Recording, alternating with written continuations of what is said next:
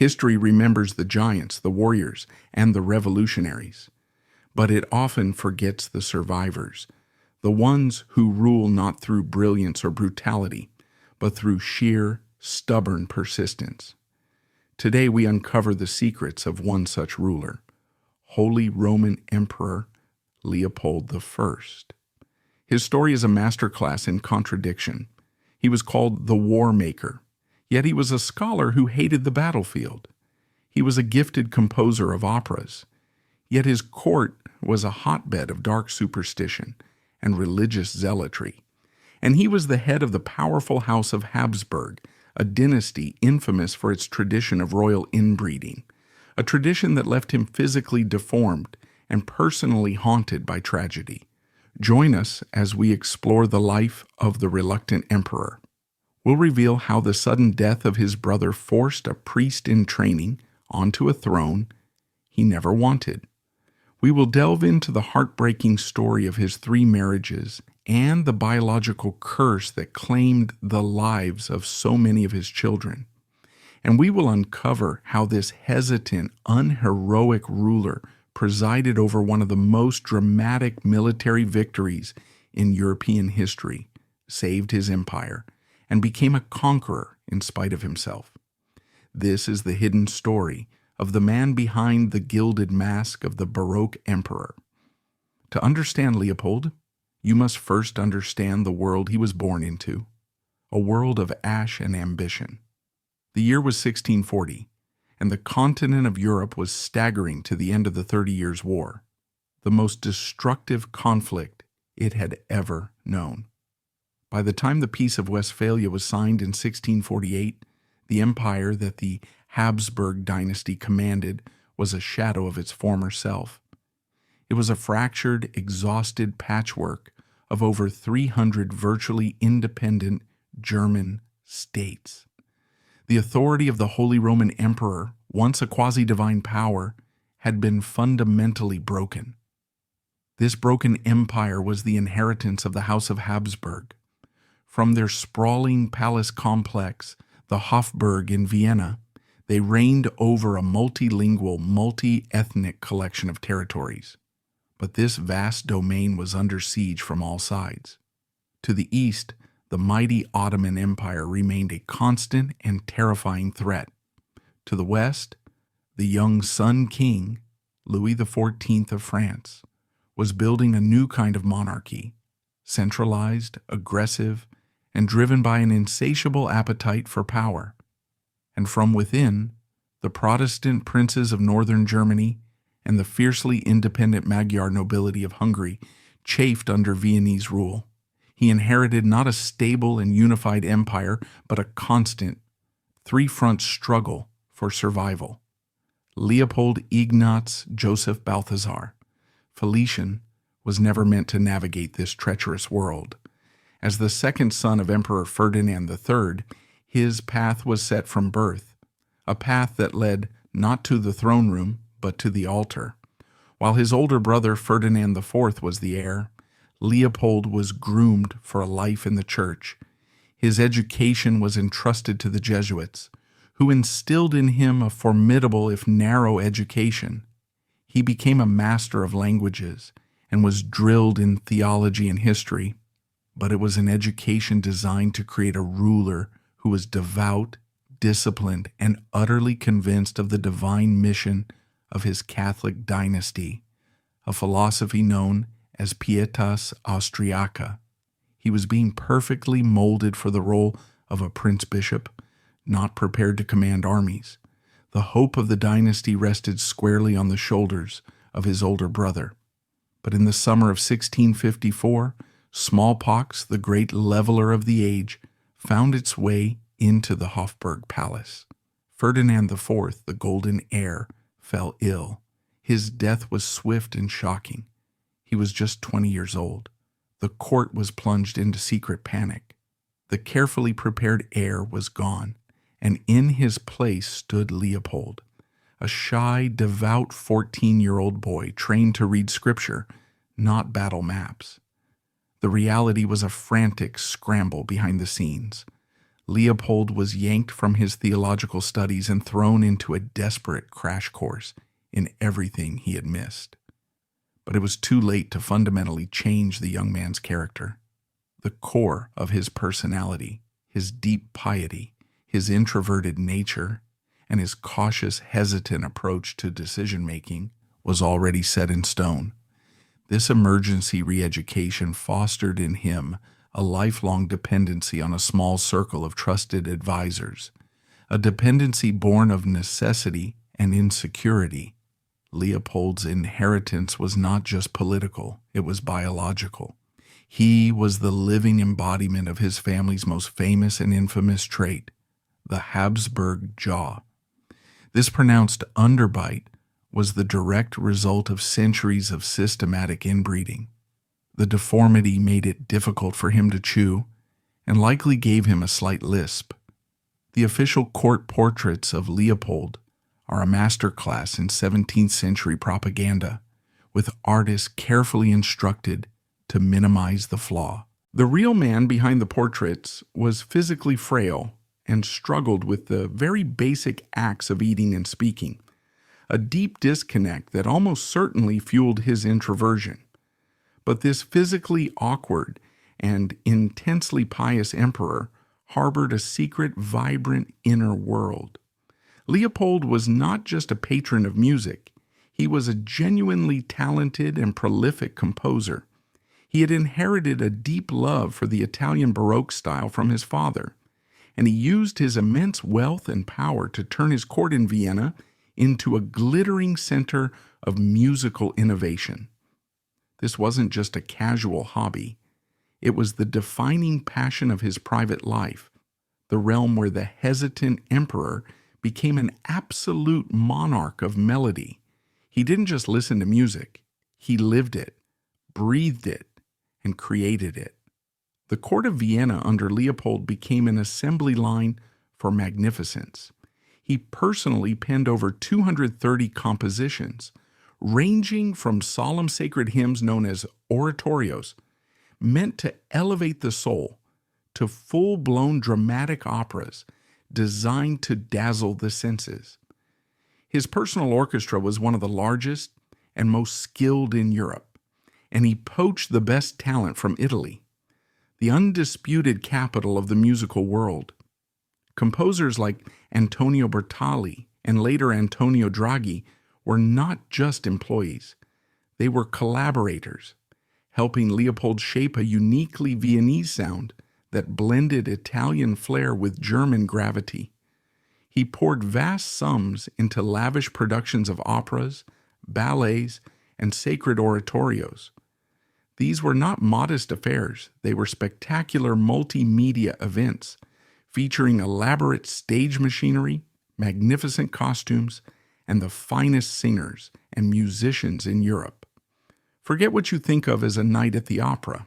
A performance at Leopold's court was an assault on the senses. The stage could transform in an instant, from a celestial heaven with flying machinery to a fiery underworld with smoke and trapdoors. Horses would sometimes thunder across the stage for epic battle scenes, and intricate ballets would punctuate the dramatic arias. These events, particularly those celebrating a royal wedding or birth, could last for days, a non-stop festival of sound and spectacle that proclaimed the power and glory of the House of Habsburg. And often, the music being performed was his own. His surviving compositions show a skilled and sensitive artist, a man with a deep understanding of harmony and drama. While not a genius on the level of a Bach or Handel who would follow, his music is far from amateurish. It is complex, emotionally rich, and expertly crafted. Listening to his works today, you can hear the mind of a man grappling with the great themes of his age, the clash between duty and desire, the certainty of faith, and the ever-present shadow of death. He was deeply involved as a patron and composer at court, but there is no reliable evidence that he personally performed on stage. This passion for music was his escape. In the controlled mathematical beauty of a musical composition, He could find the order and harmony that was so absent from the chaotic, violent world of European politics. In his study surrounded by scores and instruments, he wasn't the Holy Roman Emperor struggling to hold a fractured empire together. He was simply a creator. He could craft worlds, resolve dissonant chords into perfect harmony, and bring a story to a satisfying conclusion. Music was the one domain where he was not a reluctant, hesitant leader, but a confident and creative master. It was the place he could be the decisive, powerful monarch he struggled to be in his daily life. However, this hidden passion was also a political liability. As his reign became consumed by one war after another, his continued spending on extravagant musical productions was a source of bitter criticism. To his enemies, it was proof of his frivolity and his detachment from the suffering of his subjects. A damning narrative began to take shape. While soldiers starved in the muddy trenches on the Rhine or in the plains of Hungary, the emperor was in Vienna scribbling notes for his next ballet. How could this musician emperor possibly understand the grim realities of war? The pamphlets, the currency of the 17th century political attacks painted him as a modern Nero, fiddling while his empire burned.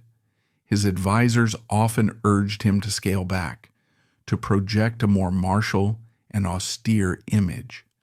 The official histories of his reign, commissioned by the court, tend to downplay his artistic life in favor of his piety and his role as a military leader. They focus on the prayers, the councils, and the victories won in his name, carefully editing out the composer who spent countless hours lost in his art. But the truth is, Leopold was a man of two courts: the public court of politics and war, where he often seemed hesitant and out of his depth, and the private court of music and theater, where he was truly at home. It was in the ephemeral world of the stage, among the soaring voices and the painted scenery, that this reluctant Caesar found his truest form of expression and perhaps his only real happiness. In 1658, after a long and difficult period of political negotiation, the German electors formally chose the 18-year-old Leopold to succeed his father as Holy Roman Emperor. The fate of a centuries-old empire, the future of the House of Habsburg, and the defense of Catholic Christendom against its many enemies now rested on the narrow, stooping shoulders of this reluctant Caesar. The courts of Europe watched and waited, convinced that the boy, who was meant to be a priest, was about to break under the strain of being an emperor. Crowned Holy Roman Emperor at just 18, the shy and politically unprepared Leopold faced a predatory Europe.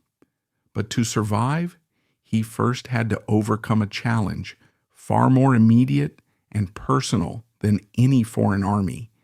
He had to fulfill the one non-negotiable duty of a monarch and produce a healthy male heir. This wasn't just a personal desire, it was a state imperative. Without a clear line of succession, the sprawling Habsburg lands could easily fracture in a war among ambitious relatives and opportunistic neighbors. Leopold's personal life was now a matter of international security, and so the great imperial marriage market was opened. In this next chapter, we will enter the private world of the emperor, a world defined by the political chess of the marriage bed and the biological tragedy of his family's bloodline.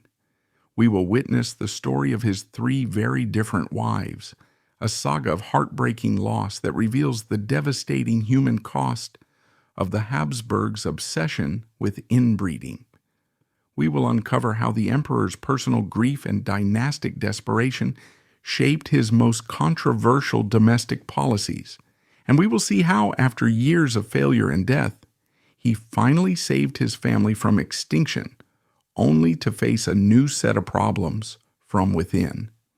This is part 2, A Crown of Thorns and a Poisoned Chalice.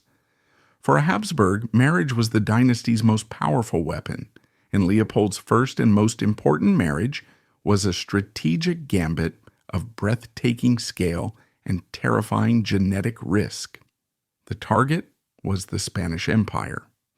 For over a century, the House of Habsburg had been split into two great branches: the Austrian line, which ruled the Holy Roman Empire, and the Spanish line, which ruled a vast global empire, including Spain, southern Italy, the Netherlands, and a colossal territory in the Americas. But the Spanish branch was decaying from within. Decades of relentless inbreeding had left the dynasty weak, sickly, and struggling to produce male heirs. The reigning king, Philip IV of Spain, was an old man who had watched his sons die one after another.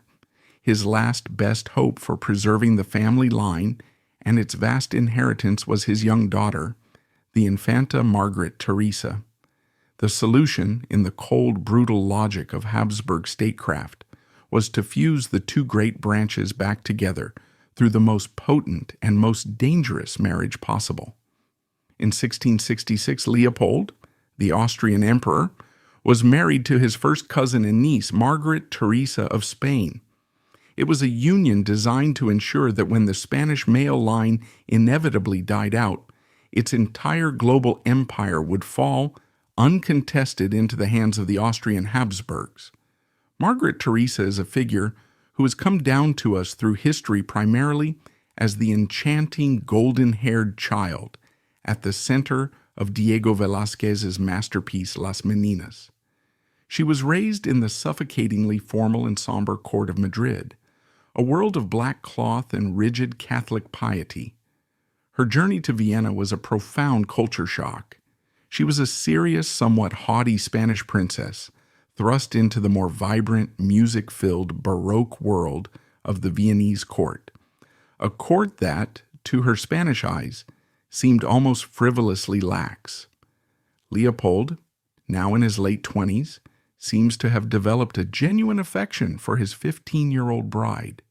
He was patient with her initial homesickness and shared with her his one great passion, music. He involved her in his beloved operas and theatrical productions. But their relationship was, from the very beginning, entirely subservient to its grim biological purpose. Her body was not her own. It was a vessel for the dynasty's desperate ambitions. Leopold appears to have genuinely cared for his 15-year-old bride, yet the marriage remained a dynastic instrument above all else. The reality of this deeply incestuous union was a biological tragedy. From the moment she arrived in Vienna, Margaret Theresa was trapped in a relentless, physically draining cycle of pregnancy. In just under 7 years, she gave birth to 4 children. Only one daughter, Maria Antonia, would survive to adulthood. The constant pregnancies and the repeated trauma of losing a child destroyed her health. In March of 1673, Margaret Theresa died. She was only 21 years old. Leopold was now a widower, and the Great Spanish Gambit had ended in personal heartbreak and political failure.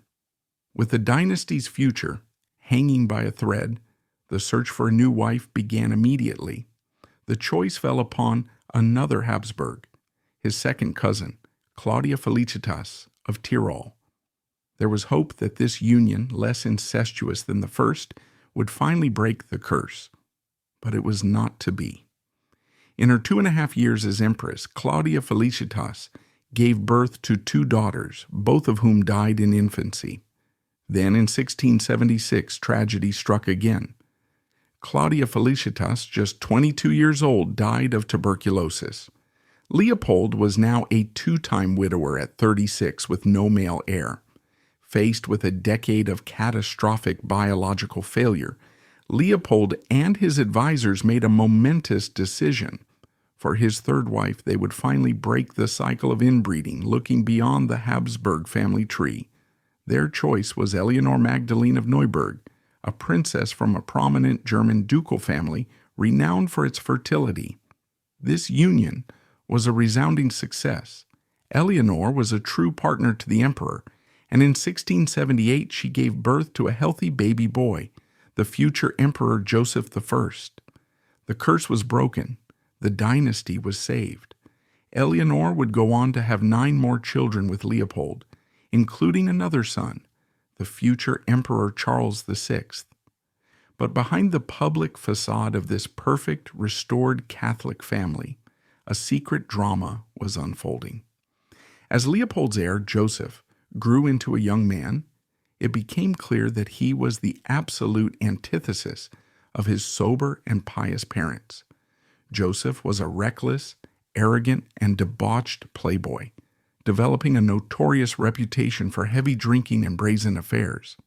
This behavior caused his parents immense private grief and created political factions within the court, a final, ironic twist in Leopold's long and troubled marital history. You have to understand, the court of Leopold and Eleanor was a place of somber, almost suffocating piety. It was a world of daily masses, long prayers, and a strict moral code. And into this world, their own son and heir, Joseph, exploded like a firework. He was everything his father was not: loud, charming, impulsive, and utterly uninterested in the solemn duties of a Catholic monarch.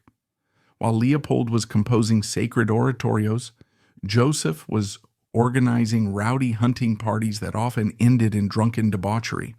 While the Empress was on her knees in her private chapel, her son was notoriously chasing after court ladies, his affairs becoming the worst-kept secret in Vienna. For Leopold, a man who believed the health of his dynasty was a direct reflection of its moral and spiritual purity, this was more than just a father's disappointment.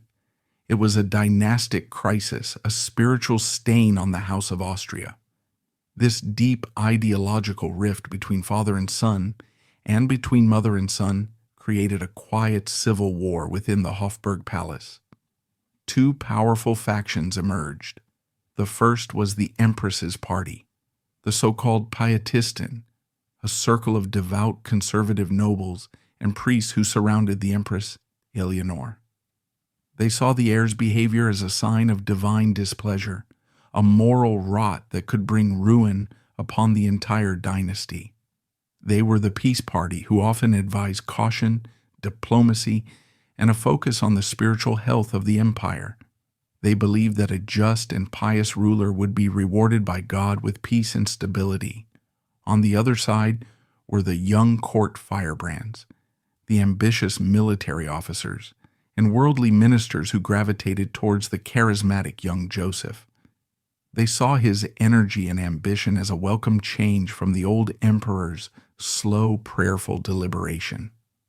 They were the war party, who pushed for more aggressive policies and saw the old emperor's caution as weakness.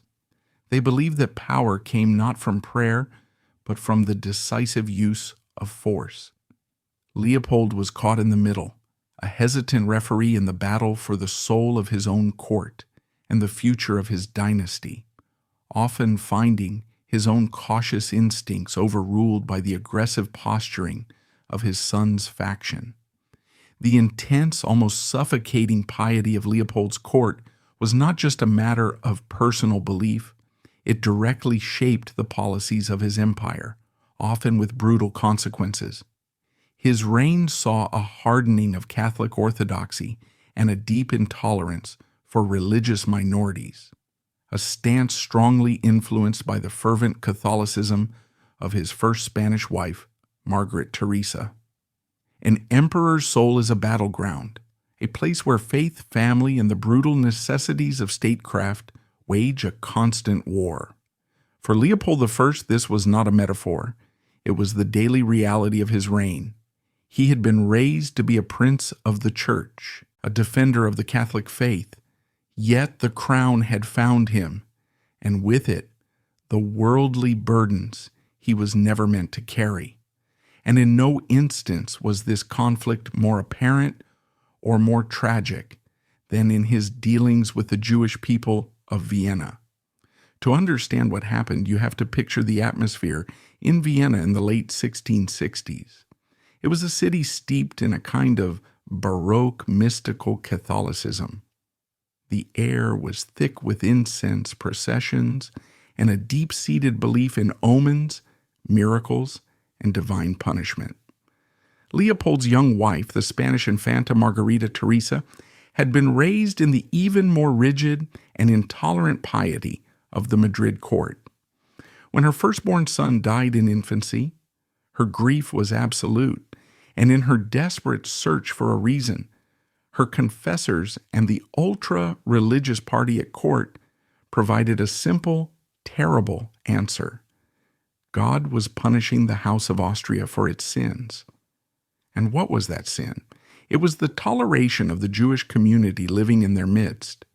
In a ghetto just outside the old city walls known as Leopoldstadt, a thriving community of some 3,000 Jewish people lived and worked. They had their own schools, their own laws, and a beautiful synagogue that was the heart of their community. To the rest of Vienna, they were a world apart, useful as merchants and moneylenders, but also the subject of dark medieval superstitions. Court preachers, seeking to gain favor with the distraught empress, began to deliver fiery sermons, blaming a recent series of fires and other misfortunes on divine displeasure. They argued that God would not bless the imperial family with a healthy heir as long as these heretics and Christ killers were tolerated in the emperor's capital. For Leopold, a man who genuinely feared for his own salvation and who was desperate for a son, these arguments, coming at a time of profound personal grief, struck a deep and resonant chord. Under the immense emotional and political pressure from his wife and the religious party, Leopold gave in. In 1670, he issued the final terrible decree. The entire Jewish population of Vienna was to be expelled. It was a human tragedy on a grand scale. Imagine the scene. Families who had lived in the city for generations were given just a few months to liquidate their entire lives.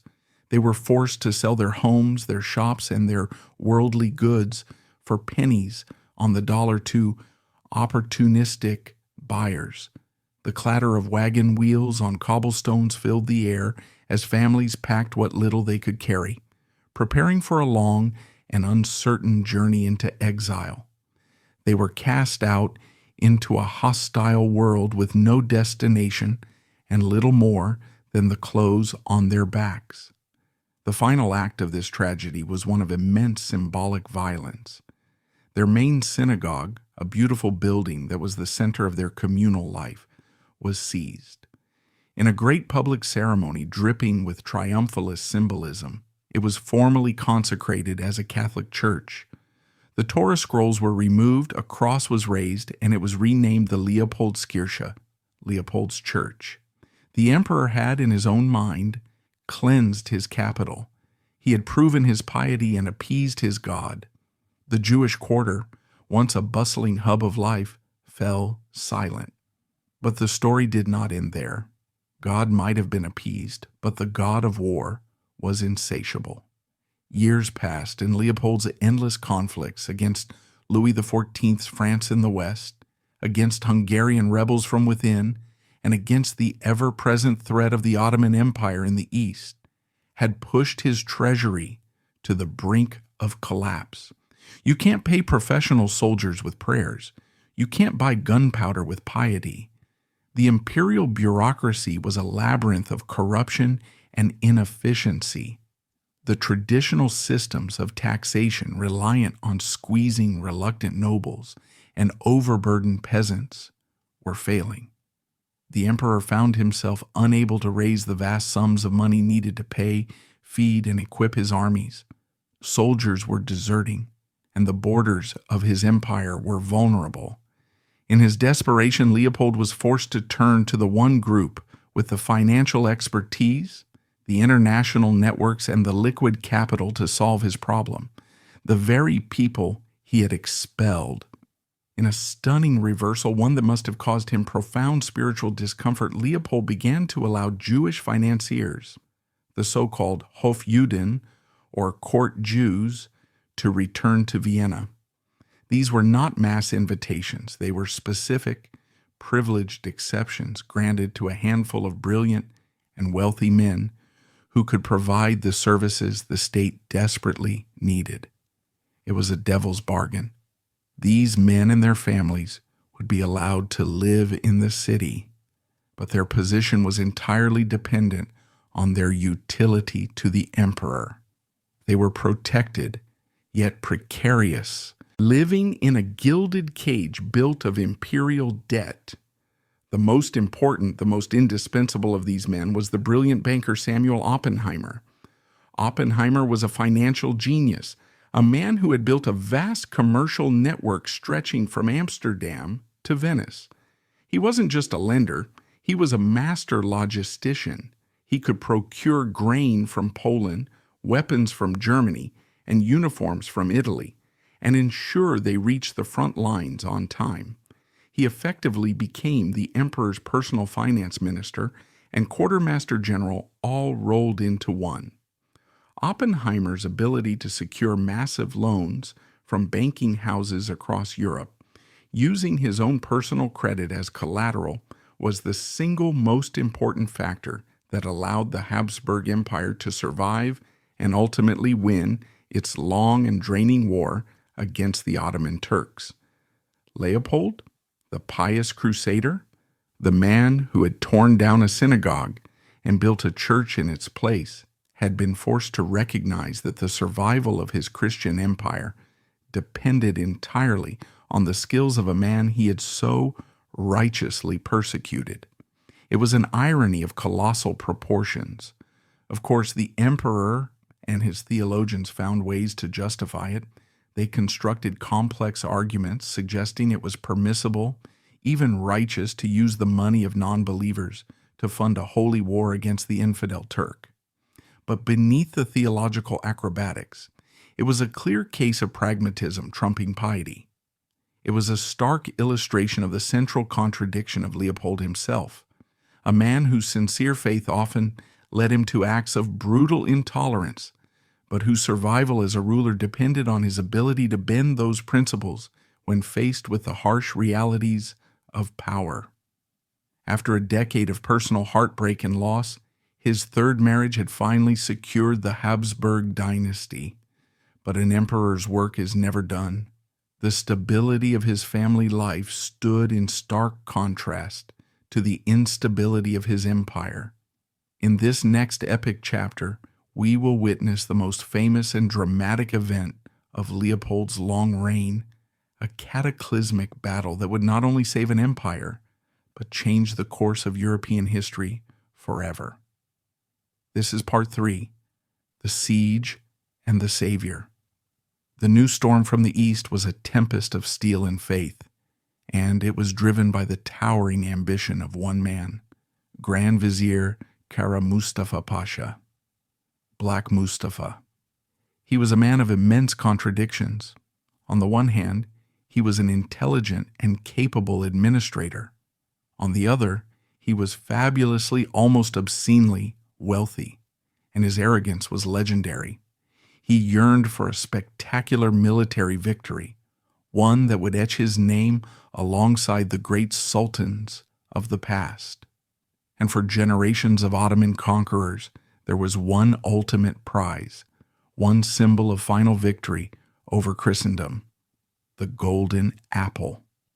By the 17th century, the practical and strategic target was Vienna. Kara Mustafa skillfully exploited border skirmishes and the ongoing anti-Habsburg rebellion in Hungary, led by the Protestant nobleman Imre Thököly, as a pretext for war. He convinced the Sultan that the time was ripe, that the Habsburgs were weak and distracted. He assembled one of the largest armies the world had ever seen, well over 150,000 strong. It was a multi-ethnic, disciplined, and utterly terrifying military machine, and it had one single clear objective: Vienna. As this colossal force began its slow, inexorable march into Habsburg territory, a wave of panic spread across Europe. This was not just another border war. This was a crusade, an invasion that threatened to extinguish the light of Christendom in Central Europe for good. In Vienna, the news was met with terror. A frantic effort began to strengthen the city's dilapidated fortifications. And then, on July 7th, 1683, with the main Ottoman army just days away, Emperor Leopold I also fled.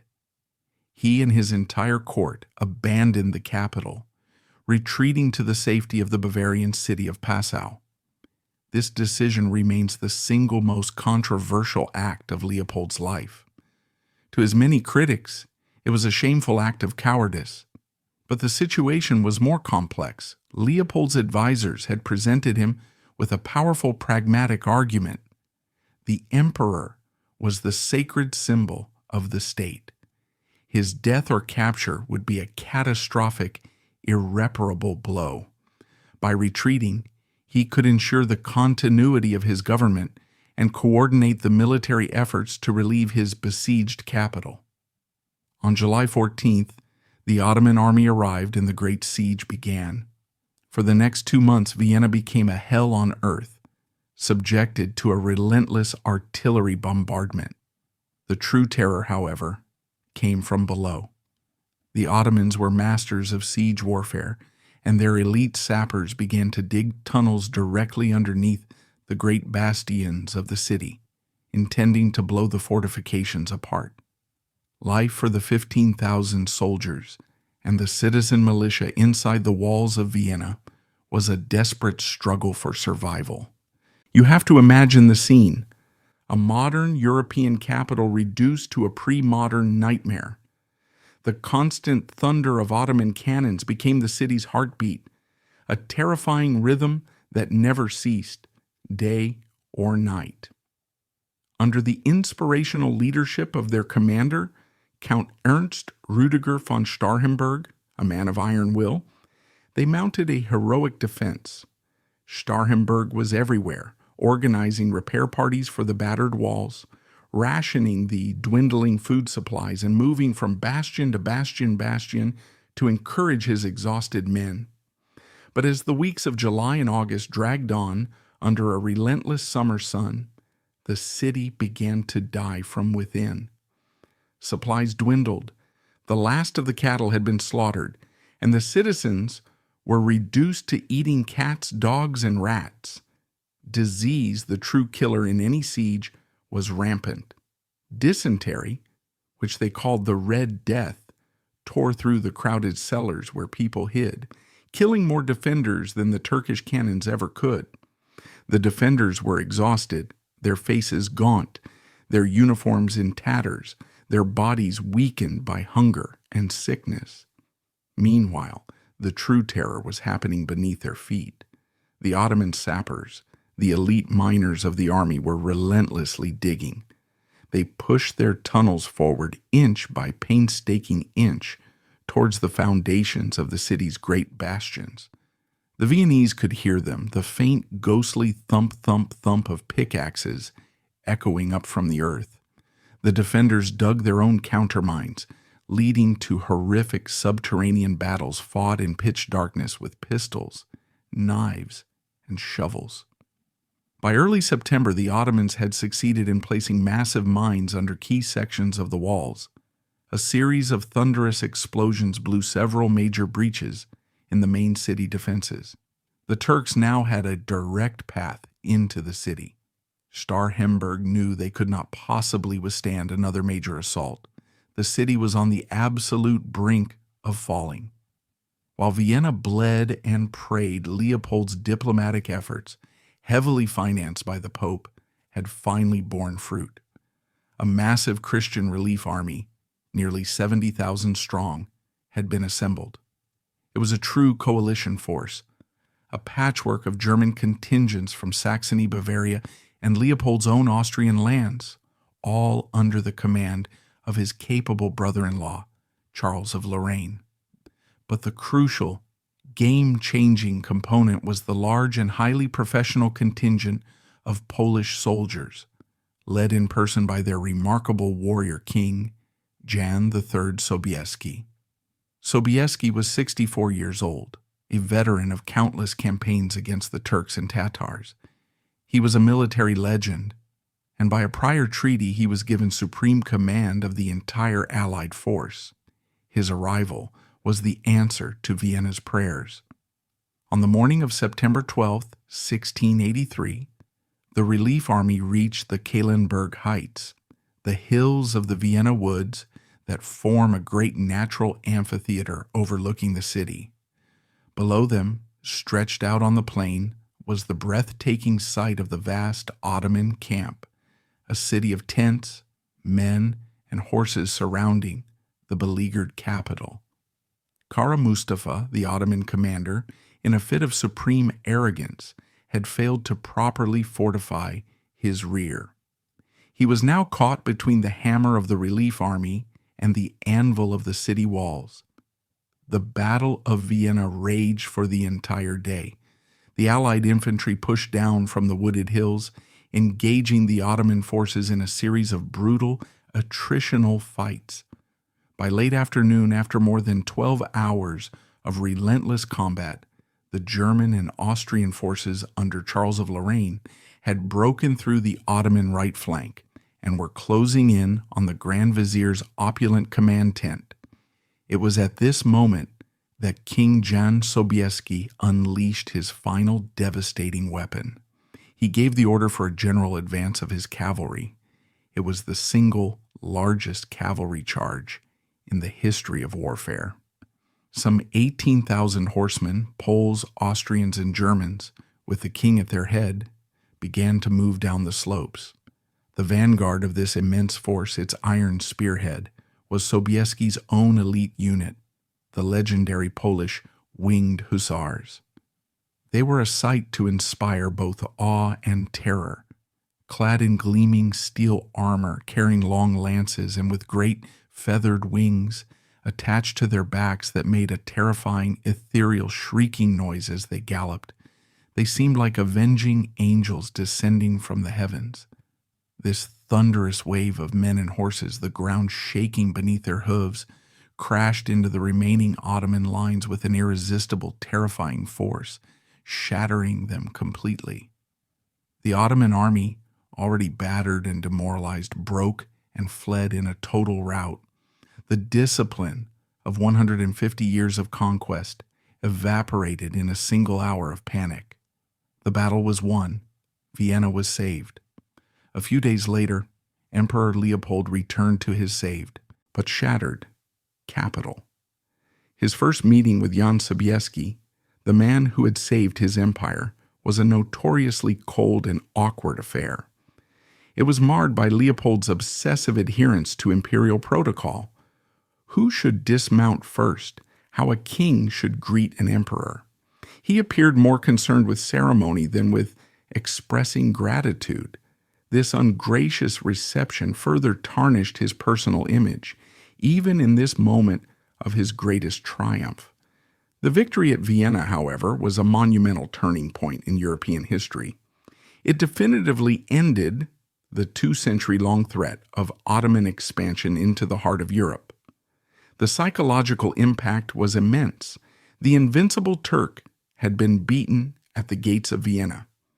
In the aftermath, Leopold, emboldened by what he saw as a clear sign of divine favor, launched the Great Turkish War, a 16-year-long campaign to drive the Ottomans out of Hungary and the Balkans for good.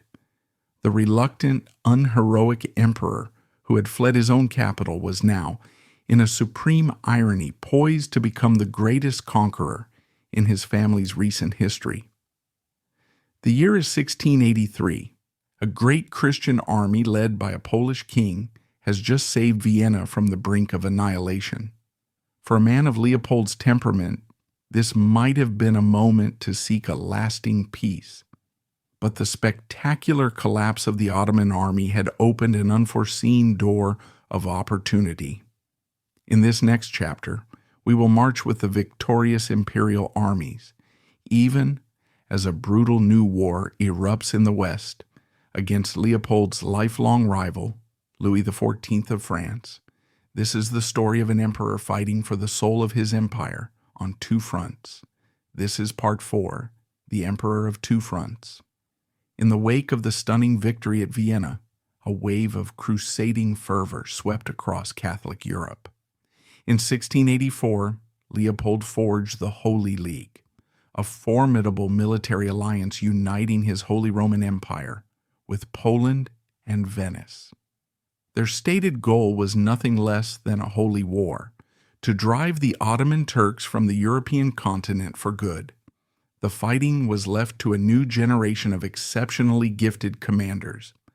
There was Charles of Lorraine, the ferocious Louis William of Baden, nicknamed Turkin Louis, and most importantly, a young prince who would become the greatest military genius of the age, Eugene of Savoy. A minor French prince rejected by Louis XIV, Eugene offered his sword to Leopold instead. His hatred for the Sun King was intensely personal, and he would spend his life exacting revenge, becoming the most feared commander in the Habsburg service. Under these generals, the Holy League launched a series of powerful offensives. In 1686, they achieved a victory of immense symbolic power, the recapture of Buda, the ancient capital of Hungary, after nearly 150 years of Ottoman rule. A year later, at the Second Battle of Mohacs, the Habsburg army decisively defeated the Turks on the very ground where the medieval Hungarian kingdom had been annihilated. These victories had profound political consequences. In 1687, the Hungarian Diet formally abolished their tradition of electing their king and declared the crown of St. Stephen to be a hereditary possession of the House of Habsburg. While Leopold's armies were triumphantly advancing down the Danube, Louis XIV of France saw the Habsburgs' success as a dangerous shift in the balance of power. In 1688, he launched a massive invasion of the German Rhineland, beginning the 9 Years' War. Leopold was now faced with every emperor's nightmare, a major war on two distant and demanding fronts. The French invasion was infamous for its calculated brutality, particularly the systematic devastation of the Palatinate. This act of state-sponsored terrorism horrified Europe and galvanized the German states behind the emperor. For Leopold, it was a moment of supreme strategic crisis. The need to fund this two-front war placed an unbearable strain on the imperial treasury. Leopold's government was notoriously inefficient and riddled with corruption. To pay for the soldiers, he was forced to levy crushing taxes and rely ever more heavily on the financial wizardry of his court Jew, Samuel Oppenheimer, who single-handedly kept the Habsburg war machine from collapsing. For nearly a decade, Leopold juggled the pressures of his two-front war. By 1697, all sides were exhausted. It was then that Prince Eugene of Savoy, back in command of the Hungarian front, delivered a final decisive blow. At the Battle of Zenta, he launched a surprise attack on the Ottoman army as it was crossing the Tisa River. The Ottoman army was not just defeated, it was annihilated. The Battle of Zenta led directly to the Treaty of Karlowitz in 1699. It was a landmark in European history. For the first time ever, the Ottoman Empire was forced to cede vast territories, granting Leopold full control over Hungary and Transylvania. The Great Turkish War was over. Leopold had succeeded beyond his wildest dreams. In stark contrast, the peace that ended the 9 Years' War in the West was a source of deep frustration. The Treaty of Rysvik, signed in 1697, was a frustrating compromise. Louis XIV was forced to give up most of his conquests, but Leopold's own indecisiveness and his focus on the coming Spanish crisis led him to make a critical concession. Louis was allowed to keep the vital strategic city of Strasbourg. With the Great Wars over, a fragile peace settled over Europe. But Leopold's attention was now obsessively focused on a deathbed in Madrid. Charles II, the King of Spain, the tragic end product of Habsburg inbreeding, was childless and dying. His colossal inheritance, the Spanish global empire, was up for grabs. The two great claimants were Leopold, on behalf of his younger son Charles, and Louis XIV, on behalf of his grandson Philip of Anjou. For Leopold, this was the culmination of his life's work. He was absolutely determined that the Spanish crown would not fall to his hated Bourbon rivals. His personal dynastic ambition was now set to override any desire for peace. He was preparing to risk everything he had gained on one last, colossal gamble for the Spanish throne, a gamble that would plunge all of Europe into the first true world war of the modern era. By the turn of the 18th century, Emperor Leopold I stood at the apex of his power, the celebrated conqueror of the Turks. But the ghosts of his family's past and the obsessions of its future would not let him rest. A deathbed in Madrid, where the last pathetic heir of the Spanish Habsburgs was finally succumbing to his genetic demons, was about to plunge the continent into a new and even more terrible conflict. All the triumphs and sacrifices were now just a prelude to the final great struggle of his reign. This is part 5, the final gamble and the fading light. The court of King Charles II of Spain was a macabre theater of death and diplomacy. The king, a tragic figure so disabled by generations of inbreeding that he was barely able to speak, was a living ghost. As he drifted in and out of lucidity, the ambassadors of France and the Holy Roman Empire hovered like vultures, engaged in a relentless psychological war to influence the final disposition of his colossal inheritance. Emperor Leopold was utterly convinced of the justice of his cause. The Spanish throne, he believed, was a sacred Habsburg birthright. Louis XIV, with equal determination, pushed the claim of his own grandson, Philip of Anjou. In November of 1700, Charles II was dead. The king's last will and testament was opened. It was a stunning total victory for France. Charles, persuaded by his pro-French advisors, had bequeathed his entire undivided empire to the French prince. For Leopold, the news was a devastating, infuriating blow. The prospect of a Bourbon prince on the Spanish throne, creating a superpower that would encircle his own lands, was a strategic nightmare he could not accept. Louis XIV, in a moment of supreme arrogance, made a series of provocative moves that made war inevitable. He proudly declared his grandson, Philip V, the new king of Spain, and further enraged the other powers by declaring that his grandson would not renounce his place in the line of succession to the French throne. Though his empire was exhausted and his treasury was empty, Leopold refused to accept the will. He prepared for war. In 1701, the War of the Spanish Succession began.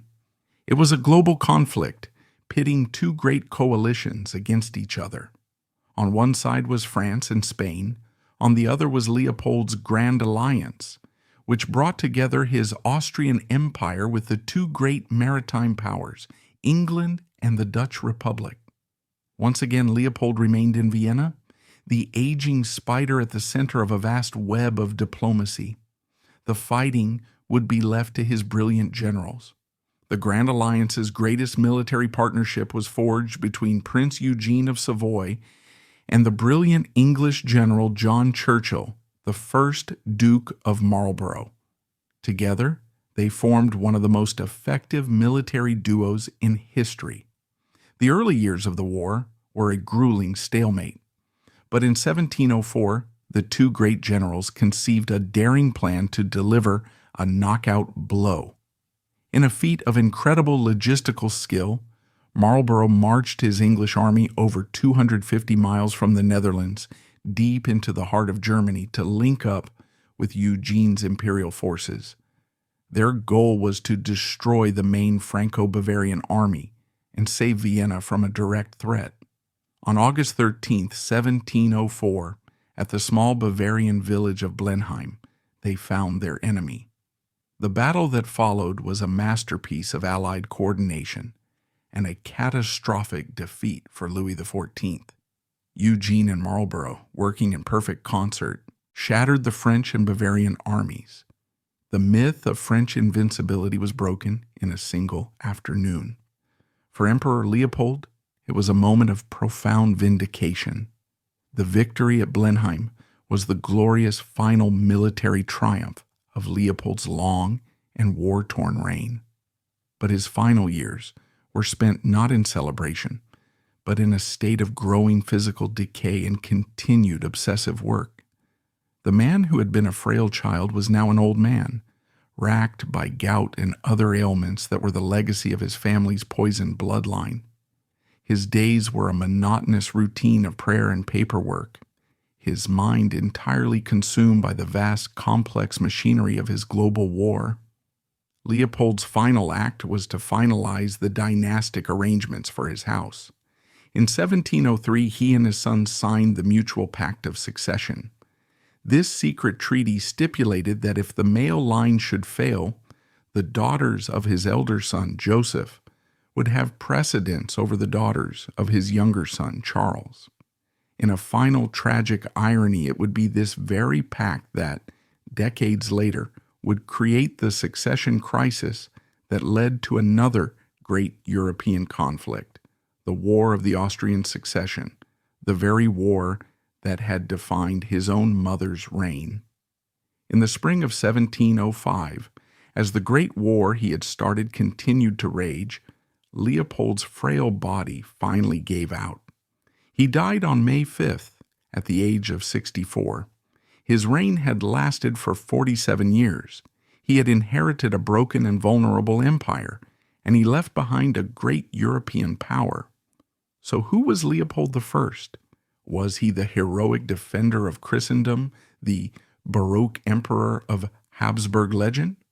Or was he a weak, indecisive, and superstitious ruler, a coward who fled from battle and was saved only by the brilliance of his generals?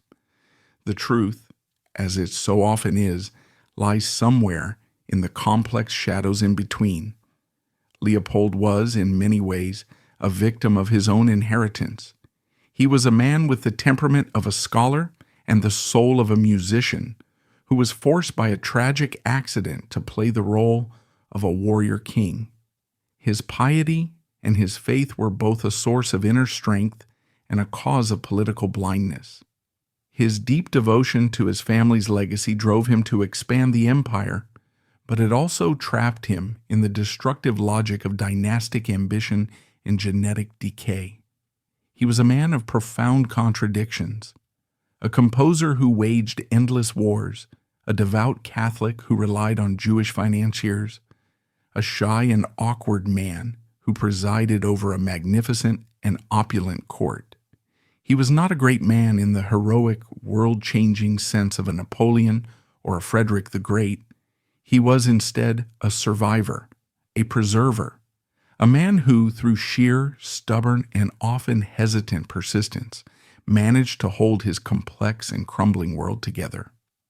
His story is a powerful reminder that history is made not only by the bold and the brilliant, but also by the quiet, the dutiful, and the reluctantly powerful. He was not the emperor his empire might have wanted, but he was perhaps the emperor his troubled times needed. A still point in a turning world, a ruler who won his greatest victories from the shadows, leaving behind a legacy as complex, ornate, and shadowed as the Baroque era he so perfectly embodied.